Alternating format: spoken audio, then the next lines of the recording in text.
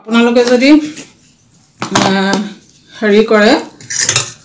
আপোনালোকে যদি মই দেখাইছো এটো ইসবগুল বুলি কয় এটো চাওক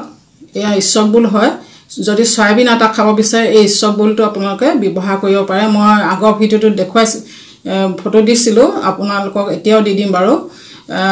এই ইসবগুলটো আপোনালোকে সয়াবিন আটা মুঠিব নোৱাৰি সয়াবিন আটা যদি আপোনালোকে প্ৰস্তুত কৰি লয় তেতিয়া হলে মুঠিব নোৱাৰি কিন্তু মই এটা ইসবগুল আছে ইয়া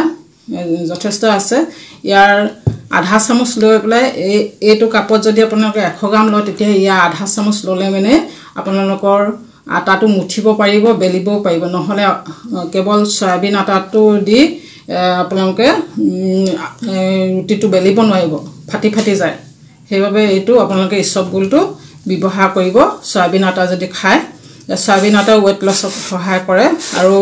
ওয়েট লছত যেটো ডায়েট ফলো কৰা হয় তাত প্ৰটিন লাগে আপোনালোকে মাছ মাংস এইবিলাক খাব পাৰিব খুব সুন্দৰকৈ